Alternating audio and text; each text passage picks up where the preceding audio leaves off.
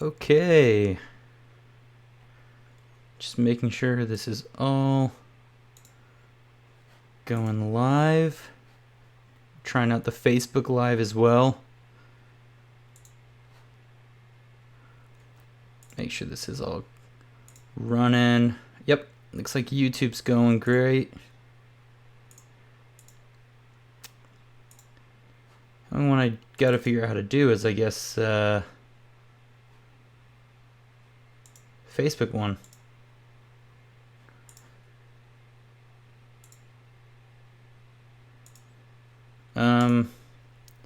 If any of you know how to do the live videos, that would be nice.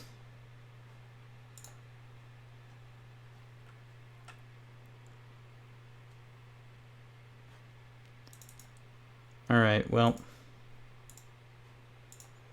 let's figure that out later. Say hello if you're joining. It seems like I can't get the live video to work here on Facebook.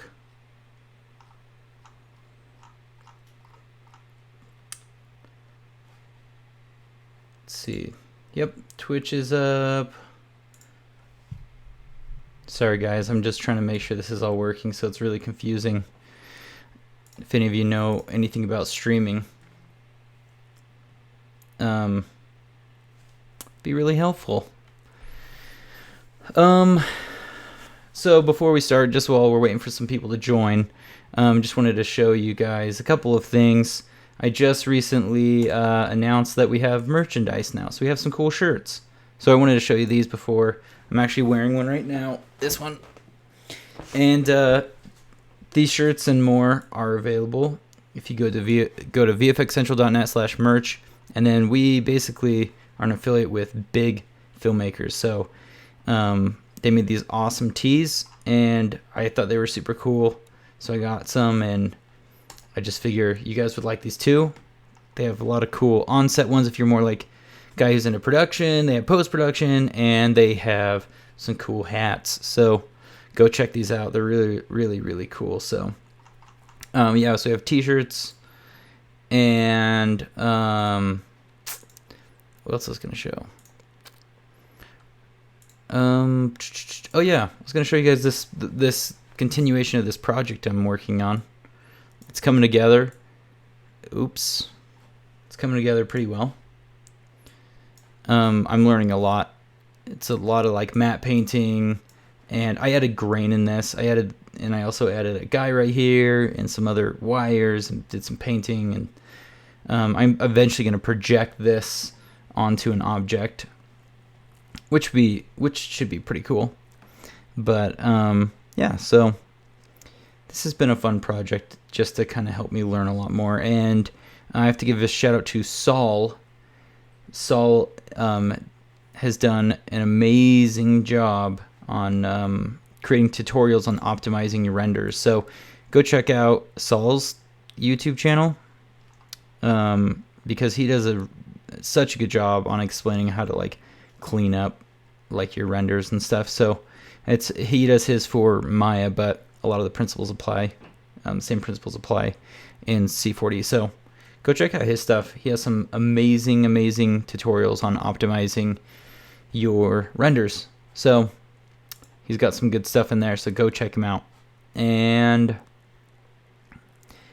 let's go now jump into C4D. So I've had a couple people want to learn some TurbulenceFD and Redshift goodness. So today we're going to do that. We're just going to create some fluid sims in Cinema 4D, and then we are going to render them with Redshift. So it's actually pretty easy, but let's just do this. And this will be, for some of you, a review, I guess, on doing TurbulenceFD stuff. So TurbulenceFD, you have to have an emitter tag. Oh no, I don't want to download the new one yet.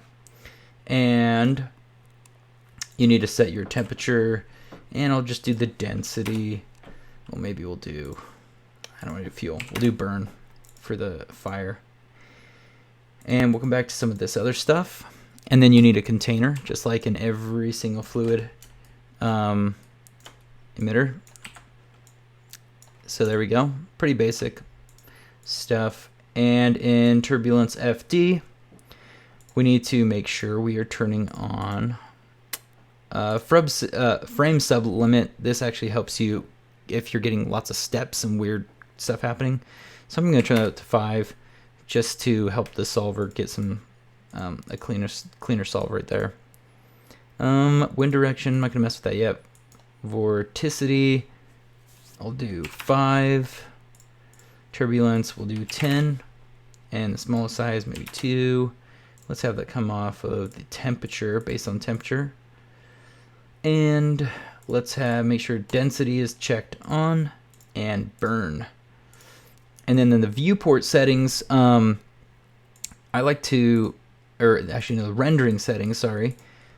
We can actually do a lot of the, we don't need to use this. We'll use the Redshift shader for that. So in here though, I want to turn the shader on to, I like to look at the smoke, and we'll look at the density.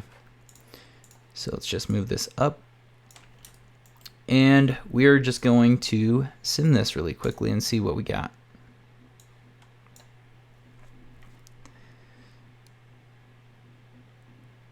So there's our sim.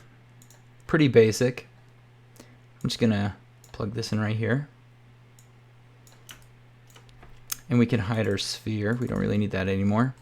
And if you want to see what your fire looks like, the viewport, you can go into burn and change it to fire.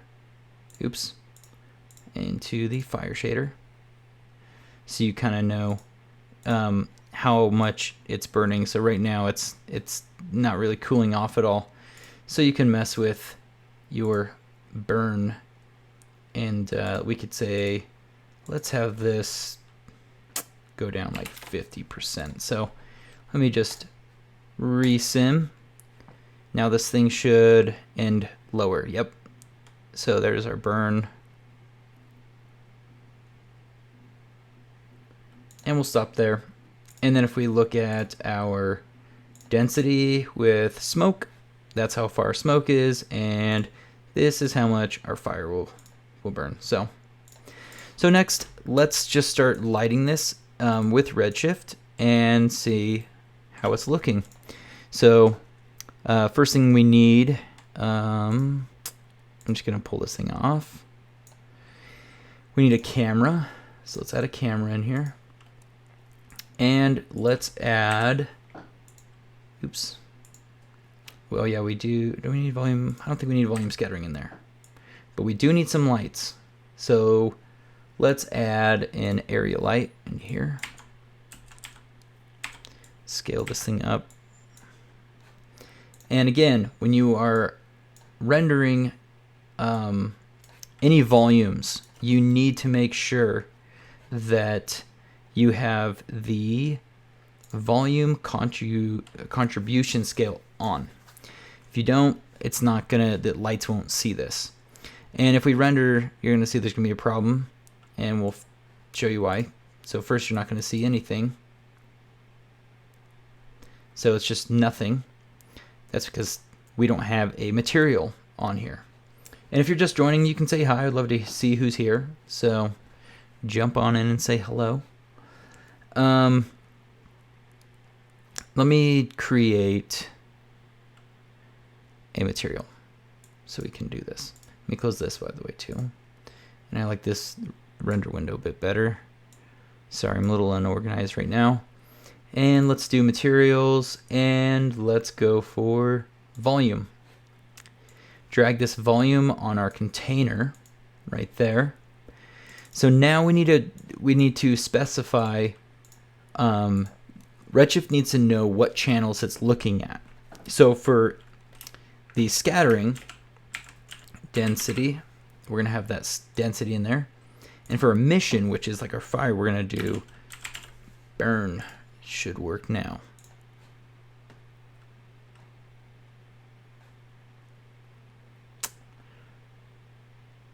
Oh, it looks like it is not.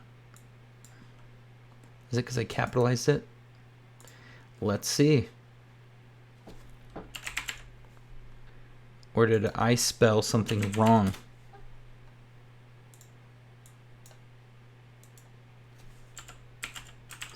City.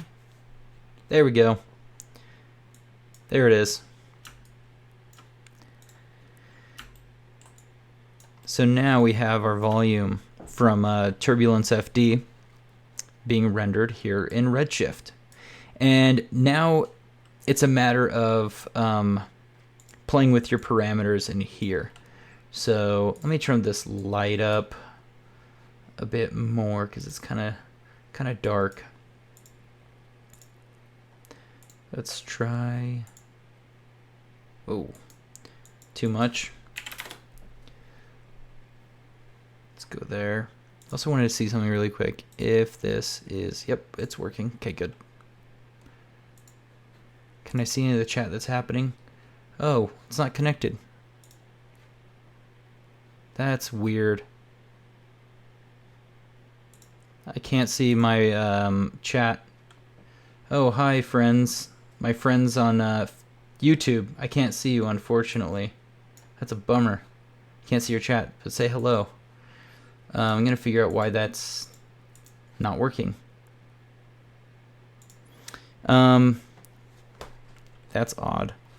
I'll have to fix that later. I thought it was all connected, but apparently not. So I'll check, I guess I'll check the Facebook chat every once in a while and see what's up. Yes, that did not work. Oh my goodness. That's annoying. Hello from Argentina, hello. I wonder why my chats aren't, oh, there we go. There we go. Sorry guys, looks like I had that thing, something was not clicked right. Okay, back at it. And again, if you guys have questions while this is going on, say hello, and I'd love to hear questions. So anyway, so to create some of this cool looking fire effect, we need to start creating a gradient to make it look more fiery.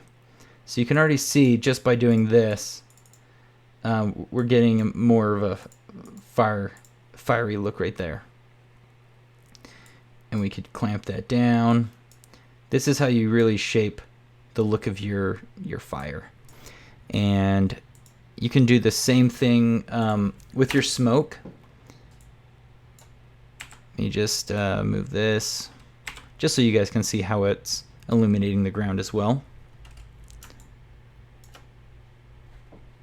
And this is actually super low res sim, and we can mess with some of these parameters. You can crank up your scattering.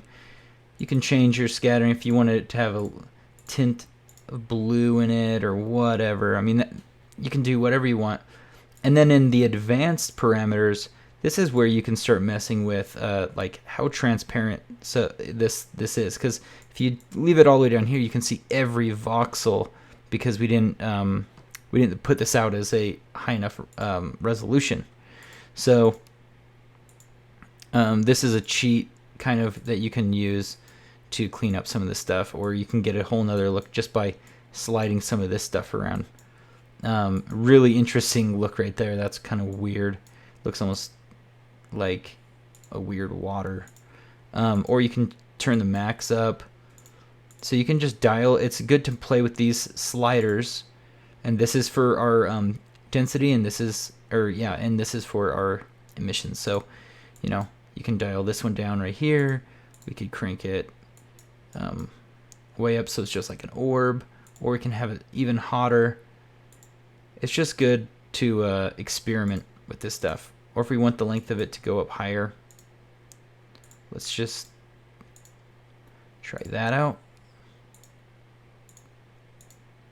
Cool. So that is basically it for the TurbulenceFD stuff. Pretty simple. Let's just stop this, and I'm gonna turn up my container size. Maybe we'll see how fast this can render with 3.0. Oh, that's 300. 3.0. And we're gonna add some things that I like to do is give it a force, and we will add a normal force 10. Maybe we'll have it go -1, so it'll go down. And let's see what this would look like. So this the pressure, it should be shooting it down. Not quite there yet. Let's see. It's looking a little bit nicer, but still not what I want. Let's try, I'm just gonna go really heavy on this way, and we're gonna try to go 5. Let's just see what that will do. This is like this force right here is the initial, like, very beginning. You can kind of push your fluid off in a certain direction. So still not loving it. And let's do something crazy. Let's go 50. I want to see what that would do. And it's good to preview this stuff early on, like when you're creating this kind of stuff. Okay, there we go. Now we're getting a little bit of a direction. So what if I did -150? If this would push it down to the ground. There we go.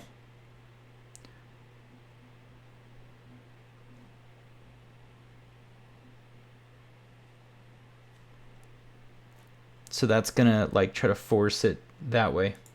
And let me crank this up to 200. We're just kind of experimenting with our sim.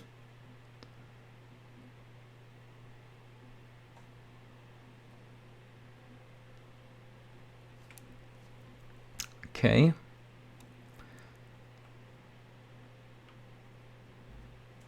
Another technique that I've seen people do is they change the radius.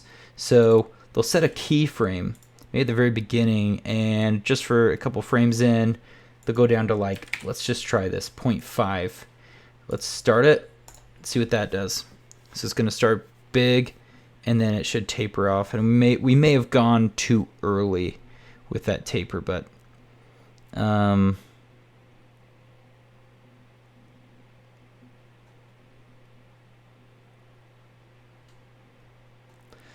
that's looking pretty good though.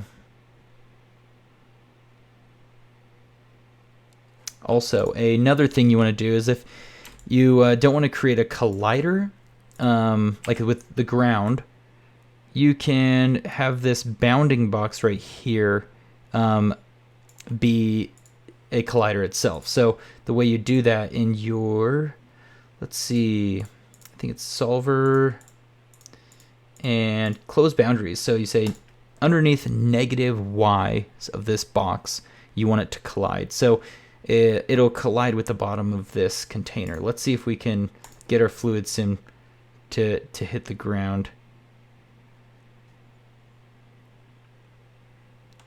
I don't know if it did. Not quite. But we could even have it hit the edges if we wanted. If you didn't want to create, like, you know, an object in here that it's colliding with.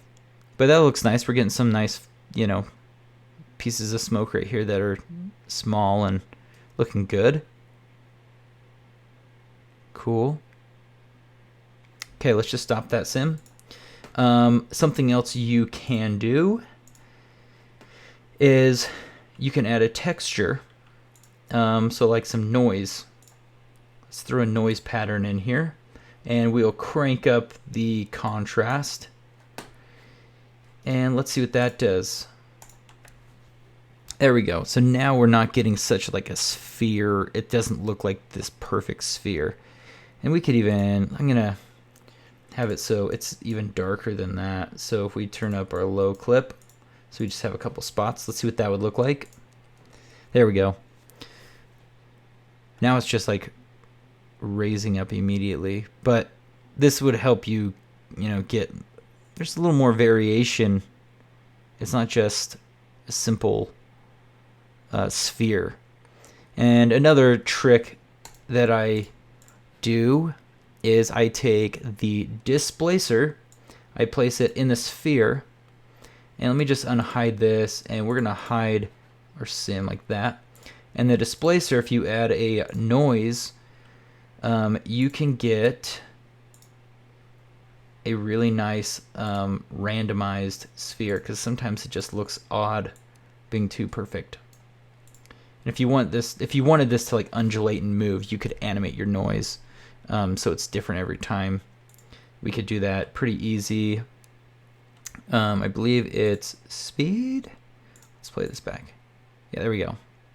So now that thing is moving a little bit. And let's maybe turn it up even more, 2%. Let's see what that looks like. Okay, that's cool. So let's sim this again. Start, yes. And I'm gonna hide this guy.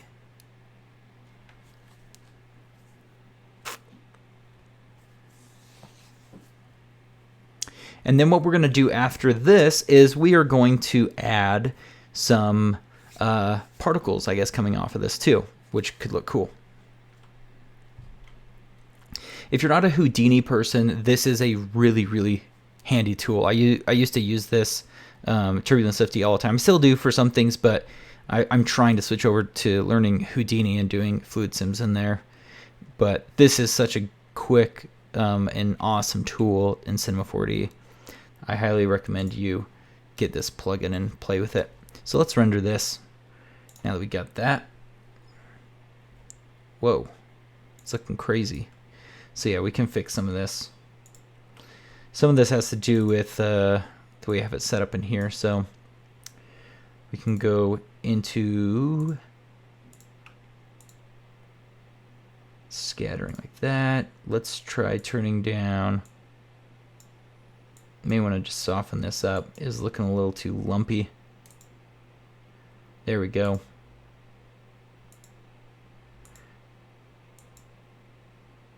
Just sometimes it looks better if it's like a little more wispy. We're not trying to get those like massive clouds. And let's play with our fire. So we're going to get back some of that detail.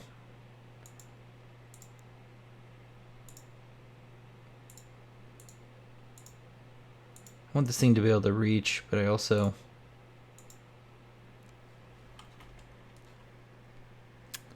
let's go back into basic and let's see. Turn up our scattering a bit more.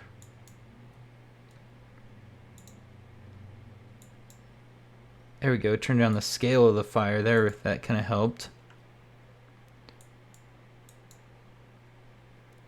Whoa. Didn't want to turn it all the way off.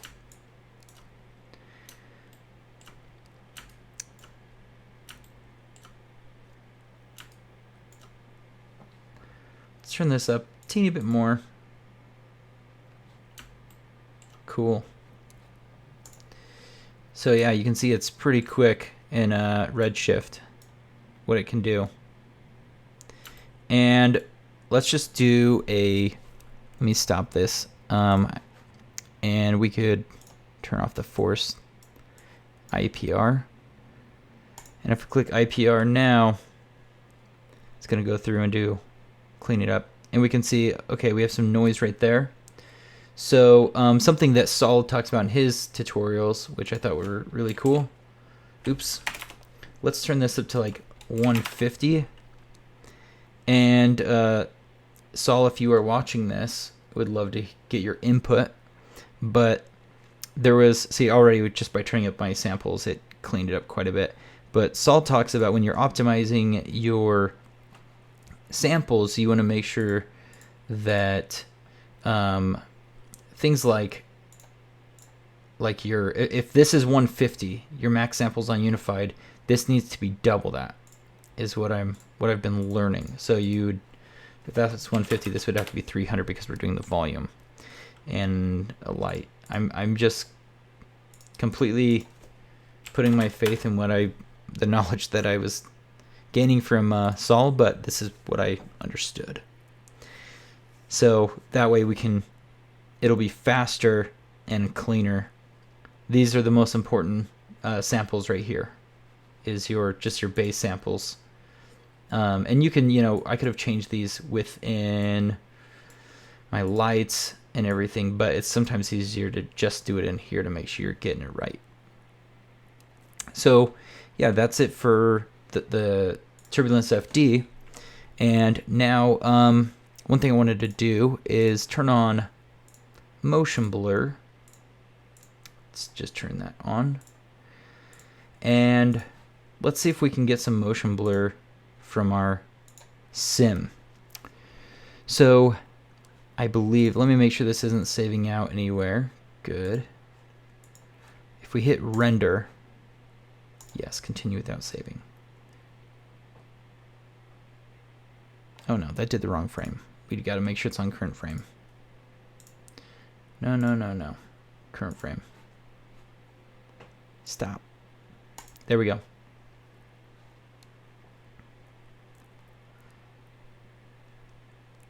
So we should be getting motion blur from this now. And the way we'll be able to test this is with our, when we start doing particles, you'll see what I'm talking about. Because I was having an issue the other day trying to do particles, and I found out that you can only see the motion blur in the render view. Also, if you're seeing this line right here, that line, that is not a render glitch. That is my background. This plane is doing some janky stuff. See, so now I moved it. It's way out there. And that could be just me. I need to maybe turn up the visibility. I think that's right here. It could be this. Or it could be in my advanced. Maybe we just had that too transparent. Whoa. Oh boy. And really quickly, I'm going to put this back onto the IPR mode.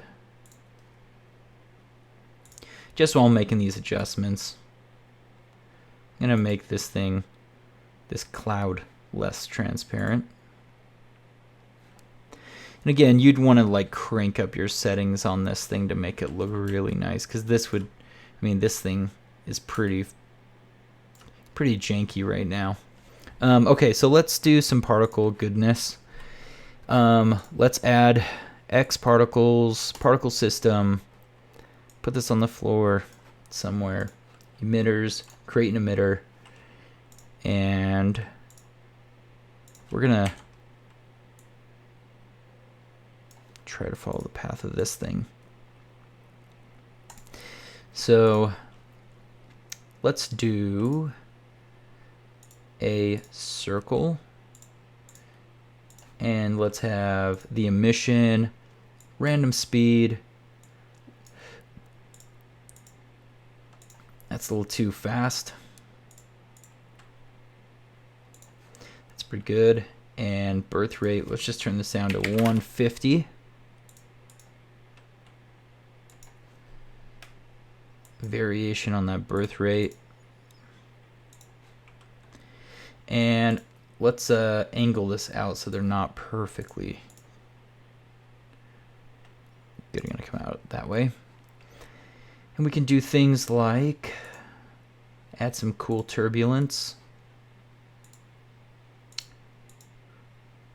Let's see.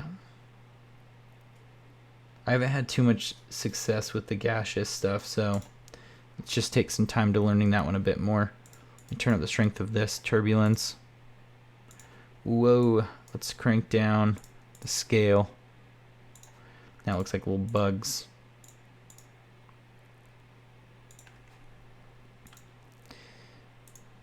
And maybe that speed is a little too intense as well. Let's turn that down.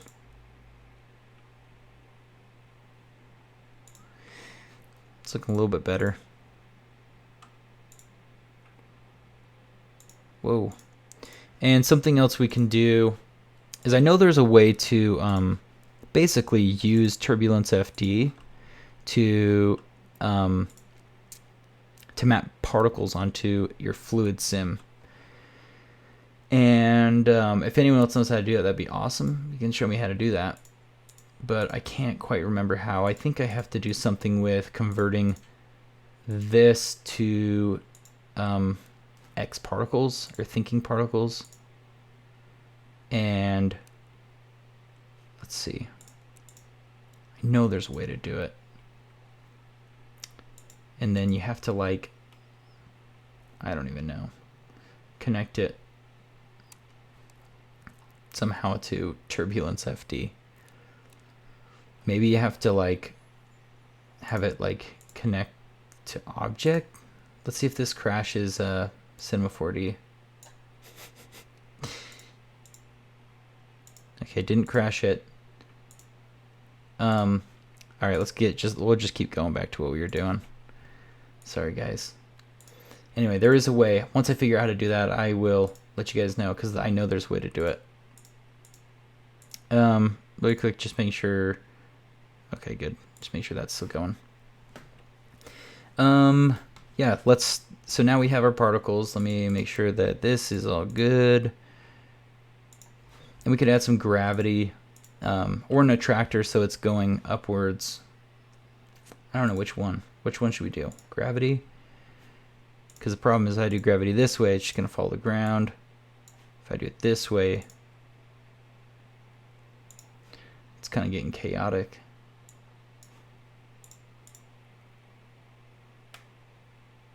It's like bugs kind of scattering. Wish we could drive it more from that smoke so it'd kind of get caught up in it, but let's just go with this for now.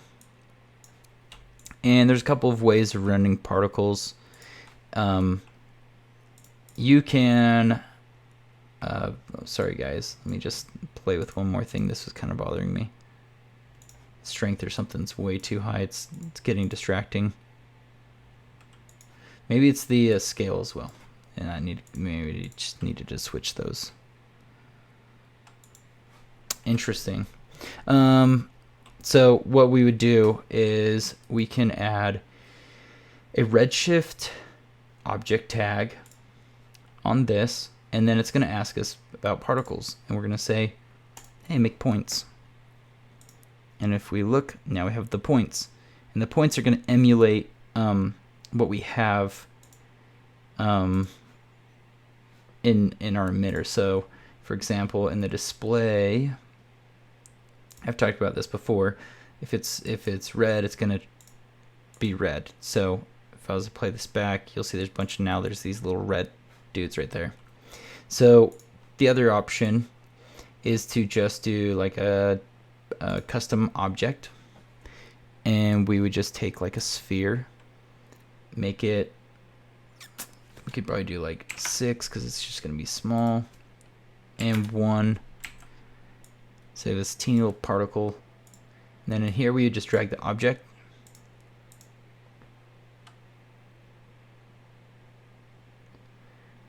and now we would need to create pretty much like a spark looking thing.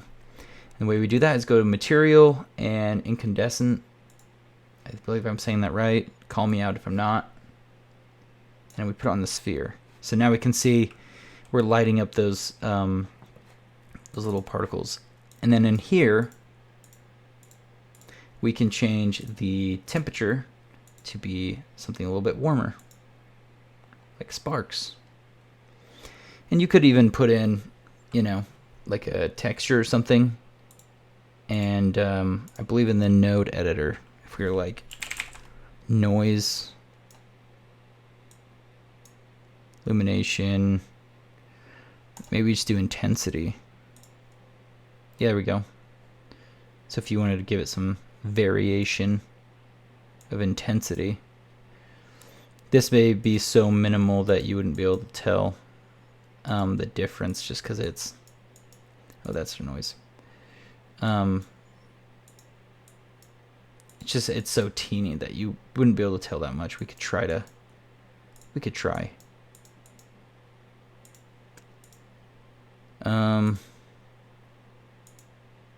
Yeah, not much is changing. I would have to play with this for a bit. So, like I was saying, we need to probably cache these particles. Let's see if they would actually render as is in here with motion blur. Now we have that on. Let's see. Yep, there we go. You can start seeing the motion blur kicking in. And I would probably turn the illumination up on this guy. So let's go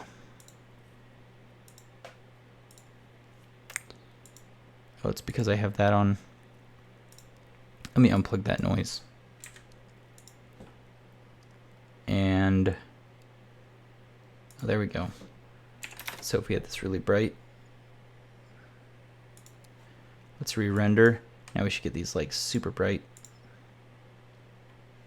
little sparks. And we're getting that motion blur now coming off of these sparks. And we could mess with our like our shutter to see if we can get these things to streak even more. So let's try that out. Let me stop this render, and we'll open up our motion blur and transform steps. The higher this goes, I think it takes a little bit longer, and I believe the higher this shutter and lower, we'll see. Let's just do a little test. Okay, so we got to go the opposite way. I think it's, yes, the higher. Render again. So the streaks will be a little bit longer. This is going to affect your motion blur quite a bit. Let's see if we can turn that. Stop. Let's try this again. So now they're becoming a little more streaky, like sparks are when you're filming them. And the faster they go, the longer those streaks will be. So let me cache this. Let's just go to like 90 frames. And let's just cache the particles. Again, if you guys have questions, go ahead and ask away.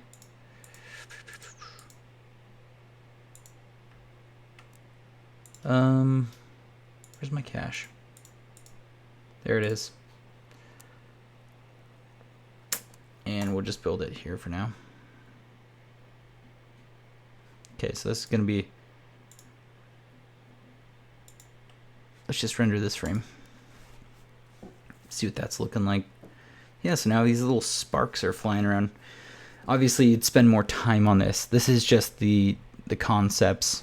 But if you hit IPR window, or IPR render, so let me stop this, IPR, you'll see that the motion blur doesn't work. And that was something that took me a little bit to understand. I was confused. So yeah, so that's how we do TurbulenceFD, Xparticles, and have motion blur. And it I think does a great job. Oh wait, let me make sure this renders on the. Turn this off. And that's how we make, you know, these cool motion blurs and these cool effects pretty quick. Does anyone have any questions or anything that they wanted me to go into a bit more? I would love to answer questions. Or if you guys have suggestions on some other things, future stuff we can talk about, I'd love to talk about that as well. Yeah, so that's pretty much it for this little bit shorter stream. I'm going to try to do these once a week, and you guys can hang out. Let me see, that's working. Too bad I didn't get the Facebook one to work. I was going to say, if you guys want to check out, I'm going to post in the description. I have a link now to Amazon where you can see some stuff that I'm going to start posting, things that I use and things I recommend. Like I use this mic and this little thing. And if you guys want to get them, go ahead and get them. But these are just some helpful things. Eventually, I'm going to do a giveaway where I'm going to give away one of these gimbals. So we'll do a giveaway at some point. This is really helpful when you're doing HDR environments, and you can get it exactly. You can basically capture an entire environment, map it together. So that's something super helpful. Yeah, if you guys aren't following us on the old Facebook, come follow us on Facebook. I'm on Instagram. Go check out some of our new teas if you go to vfxcentral.net. I'm still working on the crash course.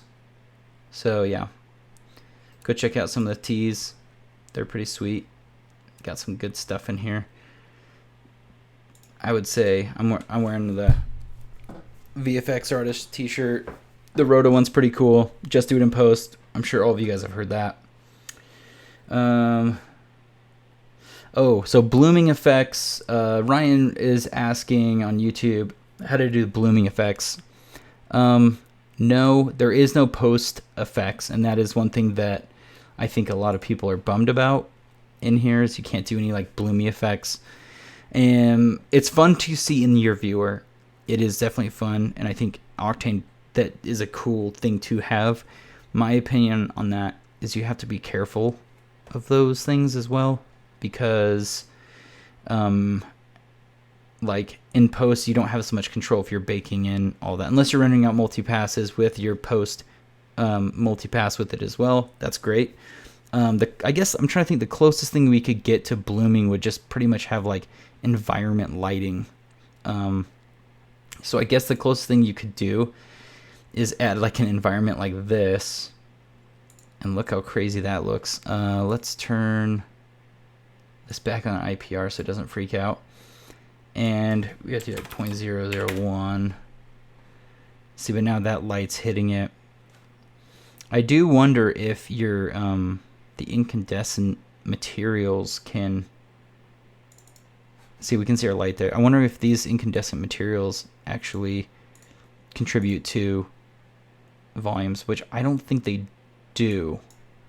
That would be really cool, because I'm looking in here and I'm not seeing anywhere that has it contribute.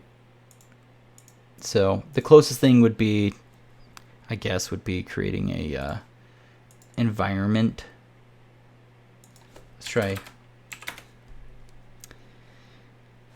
Yeah, but that's like a blooming effect. That's like a volumetric bloom, and I know that's not what you're talking about. So yeah, I don't know. I do all my blooms in post in Nuke, so that's typically what I do. Yeah, I could show. Let's see. Do you know?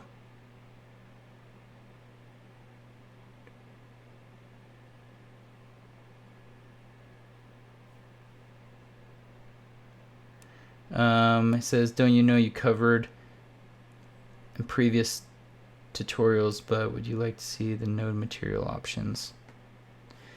Oh, and what materials would you like to see? I guess I can cover that for a little bit before we end.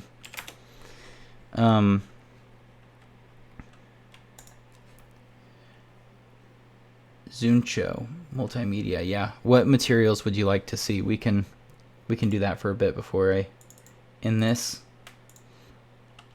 Let me hide all this stuff. We can whip something up. Go IPR, and I'm going to turn off this environment light. Yeah, because if you guys have suggestions on what you want to know about the materials, I can just do that pretty quickly. Turn that off. Looks like my sparks aren't going away.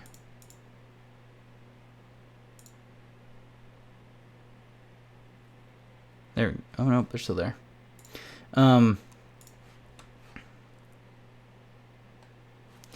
I'll just do it really quick. Some advanced stuff. I guess I'm trying to think. Actually, I just realized I've never looked at even this particle material. That's like this. Is this something new? I may have just discovered something. Let me just see something really quick. Let's turn this back to points, and I'm going to drop this material on, because I don't think I've ever discovered this particle.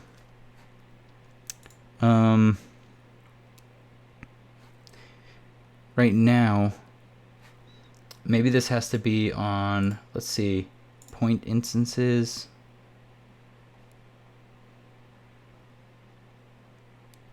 This particle material is definitely something I have not played with yet, so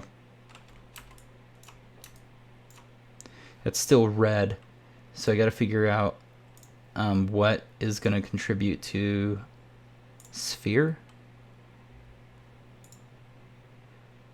Is it this? Oh, it is. Look at that. Because this is, yes. Okay, this is cool. We can talk about this. This is kind of cool. So it looks like something I didn't know about, but they actually have a particle material. And if you put your, put this, sorry guys, I'm distracted. If you put your particle object tag onto any of these, I don't think it works with point instances, but it looks like with sphere. So the color is going to be whatever your display color is, but I'm curious to see, maybe we can unplug this. Yeah, so right now this is coming from our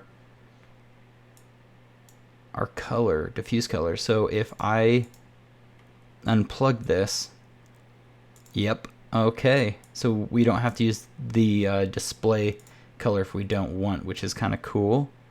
All right, guys, we're learning something new today. Okay, so it looks like you can use this Redshift particle material on Xparticles, which is cool. And they have diffuse. It looks like they got some backlighting. It's kind of like a nice way to do some fake subsurface. They even have subsurface scattering, which is always nice. They even have, there we go. Now we have made a bunch of little raindrops. Wow, this is cool. Still couldn't figure out how to get the, oh, there we go. There we go. Subsurface scattering too on these little guys. So maybe we should try to make a bunch of little candies or something, or goo. Let's turn down, I think it's our IOR or our refraction. There we go. So it does look like, yeah, you can do some cool scattering on this as well. That's handy. That's a handy little tool.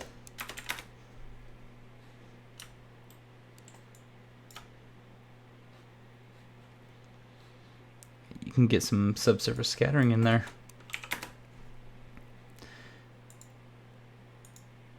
Okay. Yep, there we go. That's some subsurface scattering. How cool is that? Turn the phase up on this so we can see where it's at. And if you transmittance color, there we go. Wow, that's a cool little tool. I didn't even realize that was in there, which is kind of fun. It looks like it has another subsurface scattering coding. That's something I need to understand a little bit more. As I'm going through this and we're doing these, I am actually learning a lot myself. So you have to be patient with it. Sometimes I actually don't understand all these things completely.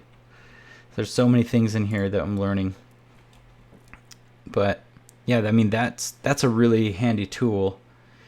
And if you're wondering how to, like right now I'm just scaling it by this scale multiplier in here. But there's definitely a way to scale it. Oh boy. Oh boy, oh boy. I just crashed it. That happens all the time. I don't know if it's a Redshift. For me, it's Cinema 4D. It seems like I crash Cinema 4D daily. But I mean, every program crashes. I have every program I've used, I've crashed. Maya crashes more than anything, though. Xparticle, particle info. Yeah, let's see. Let's see if Redshift can access Xparticles particle info. Like, I'm guessing you're meaning the Xparticle shader. So, I don't even know where the heck that is anymore. I thought it was over here, but apparently it's not. Oh, there it is. If it can use let's see. I'm not actually sure if it can use it, but if it can, it's definitely a leg up. What am I doing?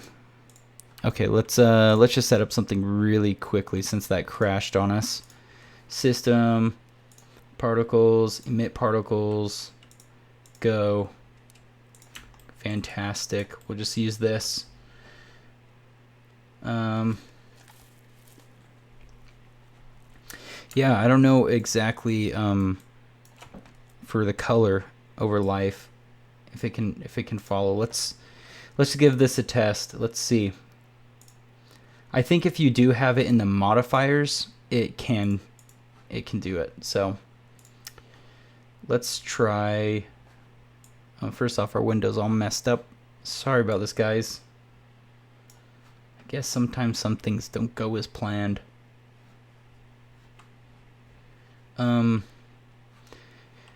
Let's put the Redshift object, and we will just do point instances. And let's branch this off. Render view, IPR. So right now we're just rendering those particles. I don't think this thing taps into Xparticles little system in here. Or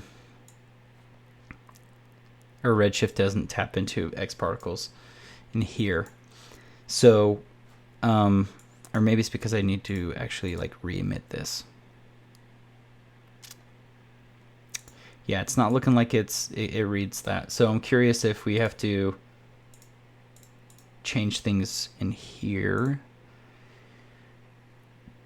Let's try spheres. Gradient color. Let's see if that does it. Because actually it made... Oh, yeah. There we go. So, it looks like if you are...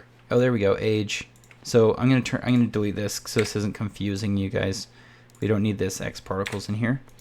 But yeah, so it does look like as long as your display in here says that, then it works. So like if we had, let's try to do this, and then we're gonna go green.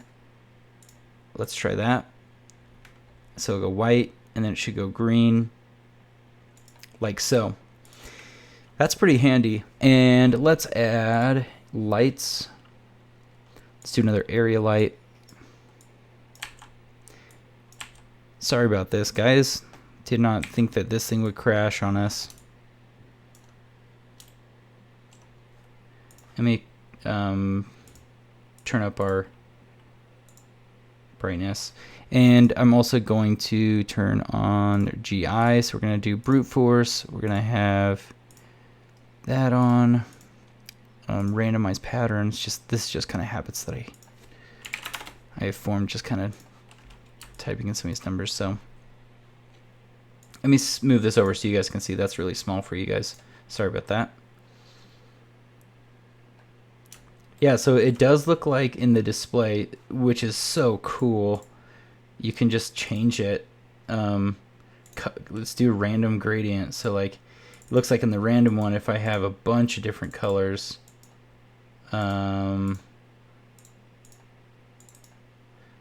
like this. Let's go back to the beginning.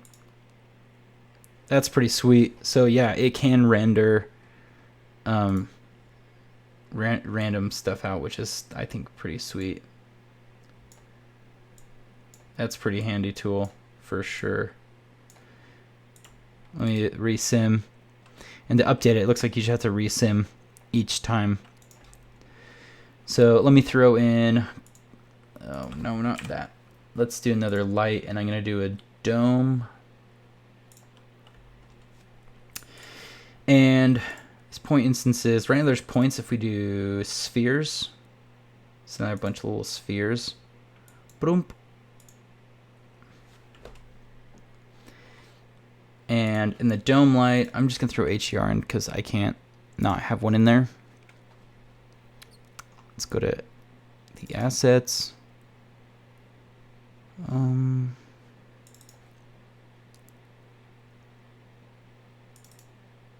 just grab the studio. Here we go. And then, like I was showing you guys before, so it looks like Redshift also has, you go to the materials, and if you do particle. So I'm glad we discovered this together, because that's kind of cool. And so right now, it's taking the color from Xparticles, which is super cool, and then you're able to then mess with all the other parameters in this. So our diffuse is connected to Xparticles, and then the weight, you know, or the reflection and all that stuff is up to you. So we could have these things be like glassy. That's pretty sweet.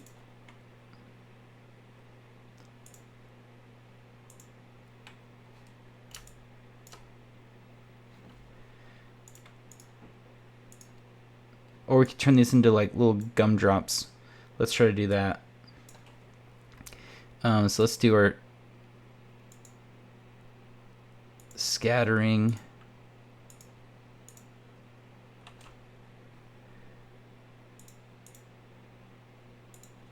Maybe I need to turn this shininess up. And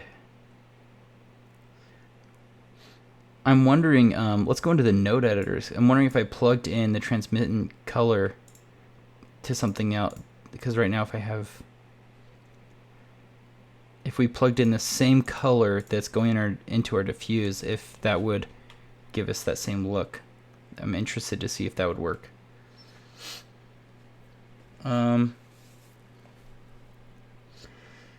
Mitch is wondering, can you hook up arbitrary particle info to a material like a map age to transparency? Okay. I'm sure we can. I mean, there's got to be a way to do it, right? I'm guessing you'd have to do something with within here, because we have a transparency thing, but let me just do, it would have to do with age though. So the age of the particle doing with transparency, that may be in fact a actual modifier within here. Let me stop this really quickly, and for my sake, my sanity, I'm going to try to match the same particle size, because right now these are teeny.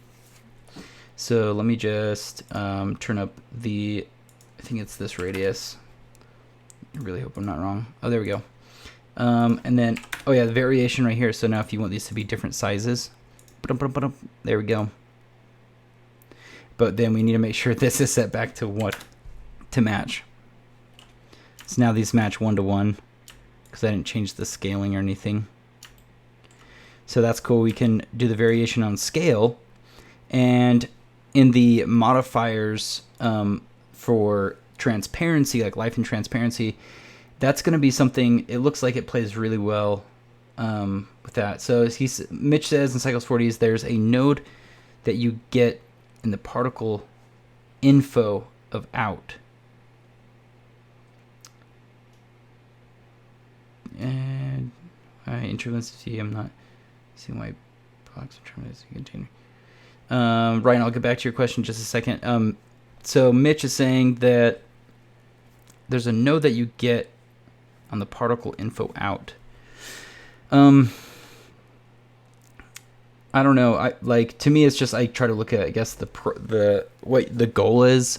Is the goal for you want the particles to disappear over time, or are you trying to put like a texture on these? Because if I wanted like a texture, an actual texture on the transparency, let's just throw a noise on, because I know you could plug this into, map the particle info into the material. Yeah, the particle info is in the color, but it's not in the transparency. So we could try that, mapping this one, the particle info, into the opacity. I'm gonna see if that's what you're meaning. So that did some weird stuff. I don't think that's what you meant, because that's like doing some weird stuff for sure. But I was gonna do basically the same thing as to show you guys, like if you add a noise on this opacity. But so oh boy, you can see our we'd have to re-update this because I freaked it out. But you can see the subsurface scattering, which it looks cool.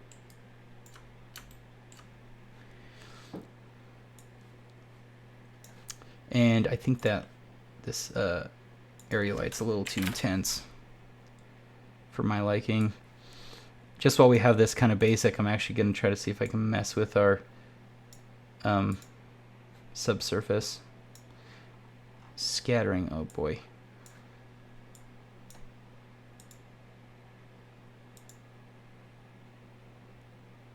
Looks like if I turn that down to 1, nope, 5.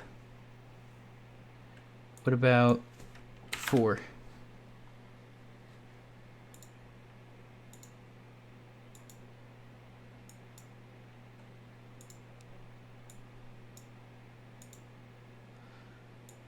Let's go back to 1.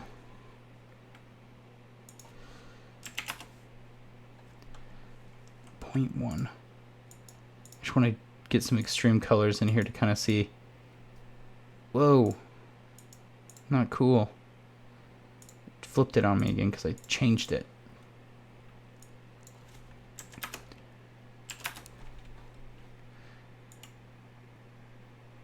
Anyway, yeah, so we got to figure out.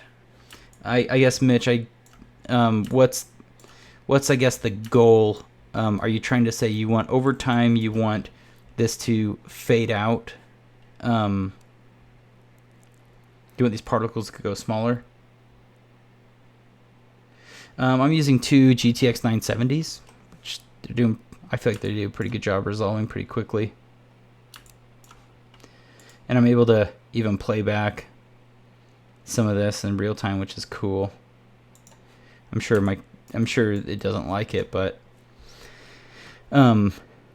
so I think that the most important thing to understand is like this kind of stuff, like is messing with your particle, your particles in here. So let's see, kill particles, decrease lifespan. Let's see what that does.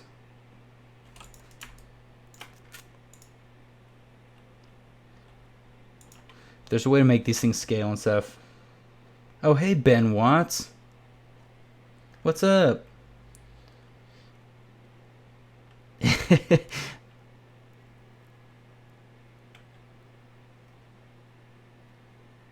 So Mitch is, wondering,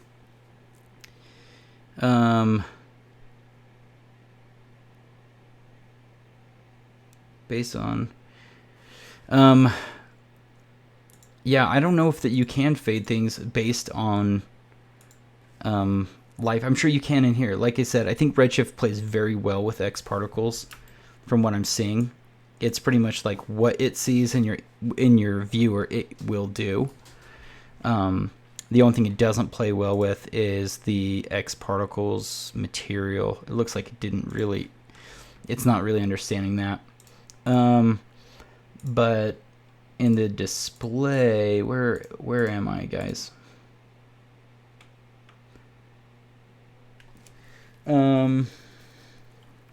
Mitch, I will figure that out for you. I will figure out how to do that. Yeah, because if we could do that, I agree. That would be awesome if we can figure out how to get this thing to don't really need an Xparticles material. It's true. You could just put a sphere in here. I mean, the advantage is, no, Mitch, it's good. Keep asking questions. I actually like this.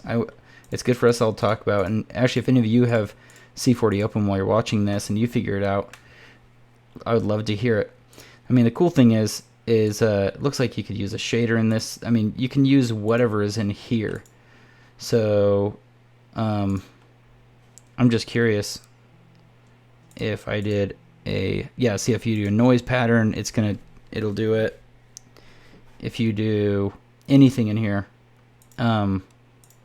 looks like it just does it.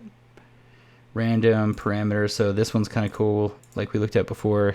Over time we can change colors, and then it gets really crazy at the end since its life gets cut short. So yeah, I wish I guarantee there's a way to do what you're saying though. I think the biggest thing would be mess with the modifiers, because I guarantee in these modifiers you're gonna find, if they're like, I usually will do a scale, or wait, there's a color one. I have not played with cycles yet. I need to get it. Once I get cycles and play with that, I am very curious. I was gonna say, I just remembered, the one downside with this is it does not do trails, which I thought was kind of lame.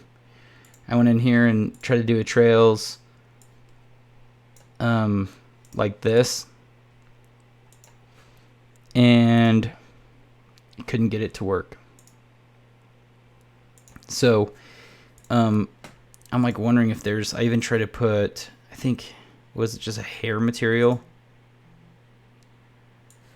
on the trails? Yeah, it's still, it doesn't like it. So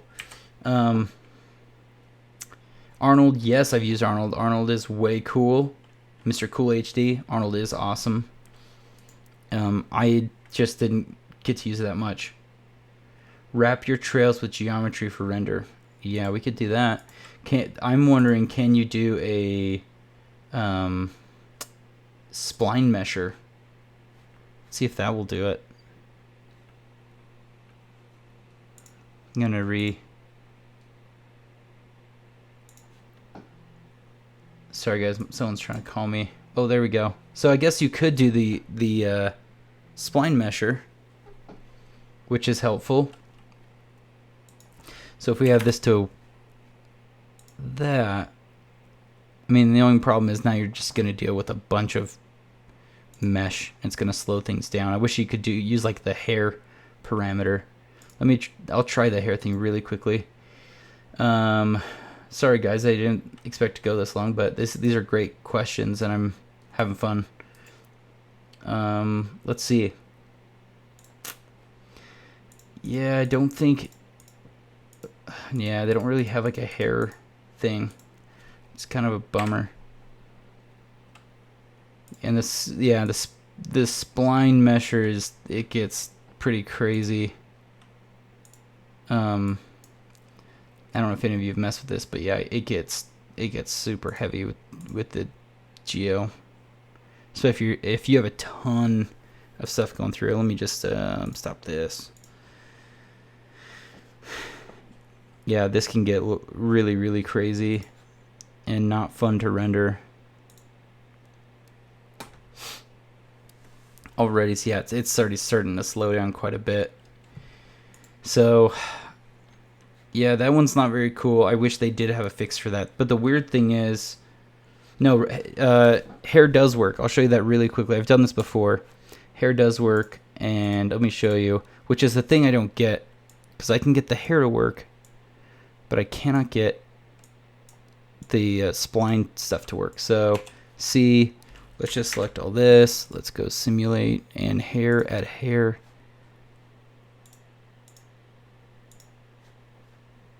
Whoa. Something's up, dudes. This thing is not liking me. I may have just freaked it out. Oh boy.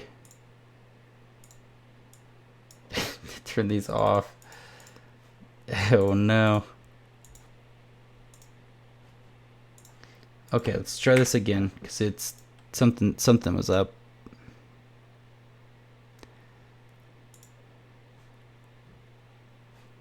What is going on? The hair does work. Okay, we're gonna try this again because that was not cool. Simulate hair. Okay, do I have something off that I can't see? Joints. Horizon, grid. What is going on?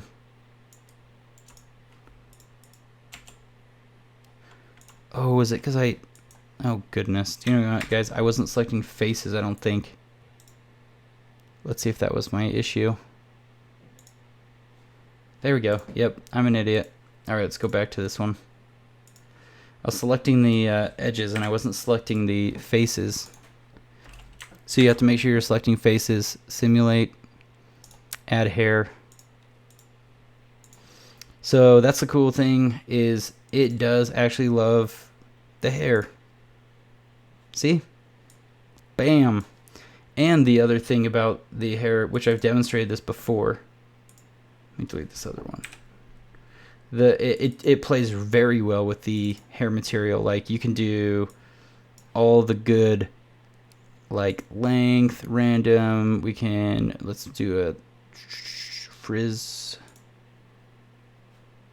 So it plays very well with the hair stuff, which is confusing to me, because you'd think because it understands this, it should understand the spline, all the spline stuff, but it doesn't see it. So yeah, it plays very well with hair and all that, but it looks like it does not play well with any of this